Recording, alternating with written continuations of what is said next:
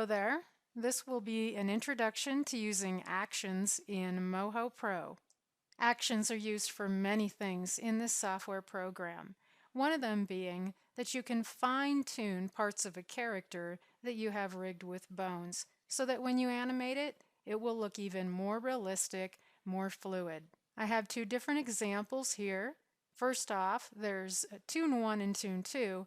I'll show you the completed version of Tune 1, and I'll click on the bone layer and choose Manipulate Bone, and you'll just see that this arm bends at the elbow, and as I'm bending, it's even getting a little muscle bulge here.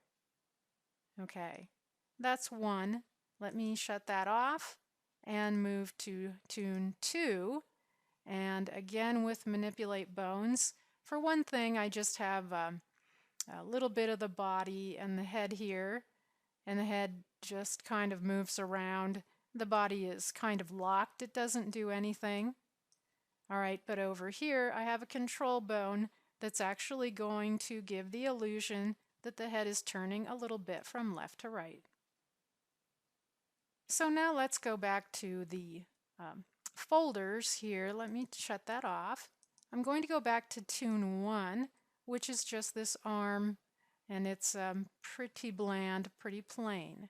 And it is rigged with bones, and if you look at this one, the one that hasn't been completed yet, and I click here on this upper arm bone and then bend, and you can see, let me shut off the bones, which you can do right here at with this check mark, and you can see how distorted this has become because this happens to be all on one layer. All right, this whole arm and hand are stuck together. And so because I put the two different bones, well actually there are three. There's the upper arm, the lower arm, and the hand bone in here. Okay, so it's really distorting that shape. Here's how to work with this. I'm going to click over here on the Select Bone tool just to straighten all of that back out, and then ensuring that I do have this layer highlighted right here for this cartoon arm. And then up here on Window, choose Actions. All right, the action palette opens up and you'll see the word main line. This is the main timeline. And what you'll see is that we'll be developing sub-timelines. I have this upper arm bone selected, and then I'll go up here to this icon to create a new action. All right, it has identified it because I did name this forearm, and then click OK. You'll see that this is added here underneath main line or main timeline. This is now a sub-timeline. And down here in the timeline, you'll see that it's changed color. The next thing that I'm going to do is click over here and choose the Transform Bone tool. And then I'm going to bend this back as far as I feel like I would want to fix what's going wrong here. Okay? You'll see down in this timeline now, it's created a keyframe at frame 1. Now I need to go and fix up the points on this shape. So over here, I'll need to click on the arrow to open up this folder and choose the one layer which says arm, and let me zoom in. Okay, here we go. I'm just trying to show the points a little bit better, but yeah, it's a real mess because it got twisted around. But go over here underneath Draw in the Tools palette and choose the Transform Points tool. And then I'll have to experiment a little bit and see where I'm at here with this.